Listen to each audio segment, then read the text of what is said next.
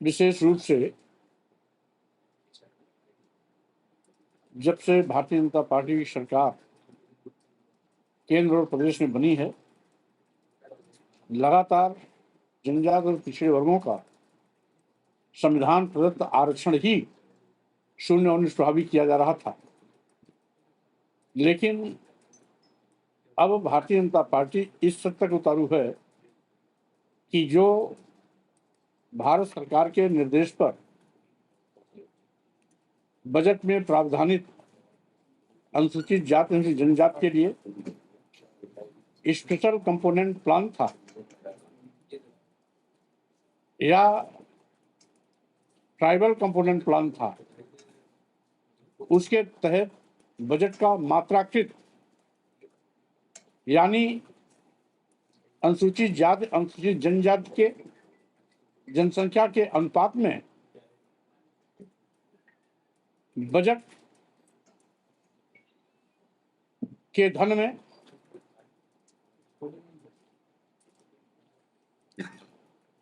Special component plan के नाम पर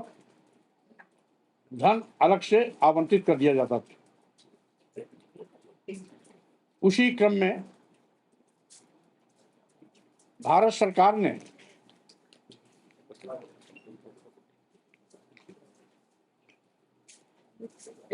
अक्टूबर 2005 को एक शासनादेश जारी किया। वो योजना आयोग भारत सरकार का पत्र था, जिसमें निर्देश दिया गया, राज्य सरकारों को निर्देश था कि अनुसूचित जाति अनुसूचित जनजाति के आबादी के सापेक्ष स्पेशल कंपोनेंट प्लान के अंतर्गत आवंटित धन से अनुसूचित जाति अनुसूचित जनजाति के लोगों का सर्वांगीण उत्थान और विकास के लिए अलग से धन प्रावधानित किया जाए। और उसी क्रम में उसमें गाइडलाइन दिया गया था कि बजट वर्ष 6 और 7 से दिए गए निर्देश के क्रम में योजना को व्यवहारिक रूप प्रदान किया जाए, जिसके क्रम में समय समय पर planning commission government of India के निर्देश के क्रम में एक दूसरा पत्र आया 5 जुलाई 2007 को, जिसमें ये निर्देश था कि जिन क्षेत्रों में, जनपदों में या विशेष क्षेत्र विशेष में 50% या 50% से अधिक अनुसूचित जाति अनुसूचित जनजाति की आबादी है,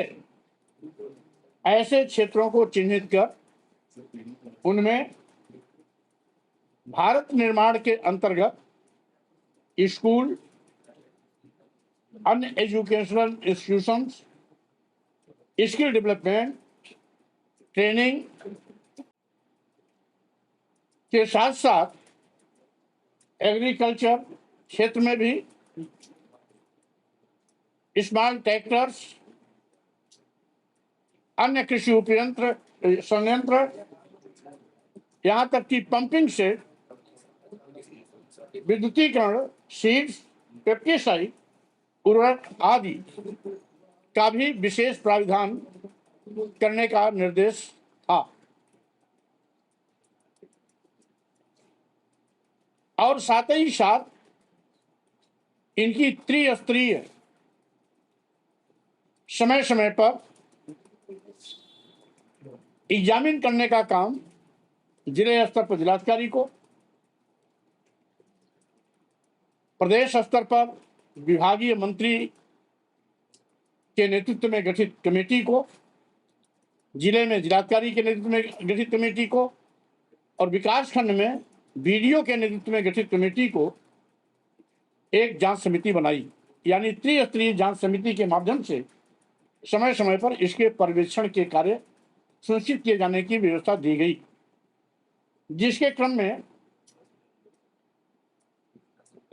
अंबेडकर नगर, कन्नौज, जालौन और सहारनपुर में स्पेशल कंपोनेंट के द्वारा दिए गए धन से मेडिकल कॉलेजों का निर्माण हुआ और भारत सरकार के निर्देश के क्रम में जो स्पेशल कंपोनेंट का प्लान के धन से आवंटित धन से निर्माण हुआ विद्यालय मेडिकल कॉलेज, उसमें 70% आरक्षण अनुसूचित जाति अनुसूचित जनजाति के बच्चों को किया गया, क्योंकि वो धन ही अनुसूचित जाति अनुसूचित जनजाति के डेवलपमेंट के लिए निर्धारित धन से था। इसलिए स्पेशल कंपोनेंट प्लान योजना के तहत बने हुए मेडिकल कॉलेजों में अनुसूचित जाति और अनुसूचित जनजाति के लिए 70% का आरक्षण किया गया। केंद्र के कोटे में 15% और पिछड़े वर्गों के लिए 15%, यानी जनरल के लिए 15% और 15% बैकवर्ड क्लास के लिए से 70% अनुसूचित जाति अनुसूचित जनजाति के लिए। वो इसलिए कि वो धन ही SC/ST डेवलपमेंट कोटे के पैसे से मेडिकल कॉलेजों का निर्माण किया गया। इन मेडिकल कॉलेजों के निर्माण में 70% धन स्पेशल कंपोनेंट प्लान और ट्राइबल कंपोनेंट प्लान का धन लगा हुआ है। मात्र 30% धन इसमें केंद्र सरकार और प्रदेश सरकार का है। लेकिन अभी अभी हाल में भारतीय जनता पार्टी और RSS ने मिलकर के अपने ही किसी व्यक्ति द्वारा एक रीट करा दिया और इसको चैलेंज दिया गया कि 50% से ज्यादा आरक्षण नहीं दिया जा सकता, इसलिए ये वैध नहीं। जबकि EWS को 10% आरक्षण दिया गया, अगर वो वैध है तो पूर्व से दिया गया आरक्षण ये अवैध कैसे? अलीगढ़ मुस्लिम यूनिवर्सिटी में भी 80% माइनॉरिटी स्टूडेंट के लिए रिजर्वेशन आज भी है। तमिलनाडु में भी आरक्षण 70% तक आज भी है।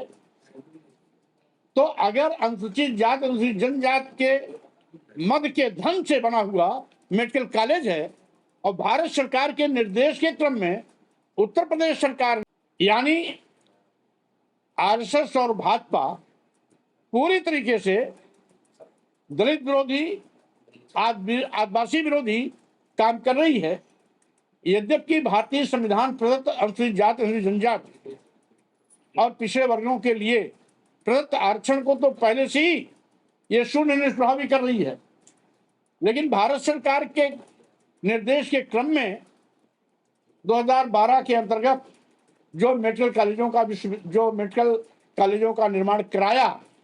और जिसमें कक्षाएं चली, उसी क्रम में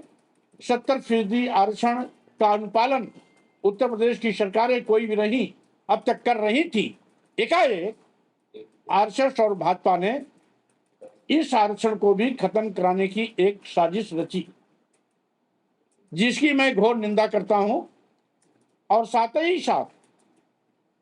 मैं सरकार से मांग करता हूं कि अगर स्पेशल कंपोनेंट प्लान और ट्राइबल कंपोनेंट प्लान के पैसे से 70% धन से ये मेडिकल कॉलेज का निर्माण हुआ है, तो अनुसूचित जाति अनुसूचित जनजाति के लिए 70% आरक्षण भी वैध है, कानूनन वैध है। भारत सरकार का निर्देश है। उत्तर प्रदेश सरकार ने इस पर 2009 में बजट प्रावधानित किया है और उस बजट के क्रम में ये सारी व्यवस्थाएं हुई हैं। इसलिए इन SC स्पेशल कंपोनेंट प्लान और ST स्पेशल कंपोनेंट प्लान के मद से बनाए गए इन चारों मेडिकल विश्वविद्यालयों में अनुसूचित जाति अनुसूचित जनजाति के प्रदत्त आरक्षण के साथ किसी प्रकार से खिलवाड़ न किया जाए, उसको खत्म करने की नापाक कोशिश न की जाए। अन्यथा भाजपा का जो दलित आदिवासी पिछड़ा विरोधी चेहरा है वो सबके सामने खुल करके आ जाएगा। इसलिए समय रहते मैं सरकार को सावधान करना चाहता हूं। और विशेष रूप से हमें यह भी जानकारी मिली कि आरएसएस भाजपा ने जो साजिश करके इसमें माननीय उच्च न्यायालय में रिट दाखिल कराई है, क्योंकि जितने भी अधिकतम स्टैंडिंग काउंसिल या उनके चीफ एडिशनल स्टैंडिंग काउंसिल ये ज्यादातर आरएसएस बैकग्राउंड के हैं। आरएसएस बैकग्राउंड होने के नाते इस तरीके के मामले में वो सही तथ्य माननीय उच्च न्यायालय के सामने नहीं रखते हैं, जिसके अभाव में न चाहते हुए भी ऐसे निर्णय हो जाते हैं जिससे अनुसूचित जात अनुसूचित जनजात के बेहतरी के लिए, वेलफेयर के लिए चलाए गए सरकार की योजनाएं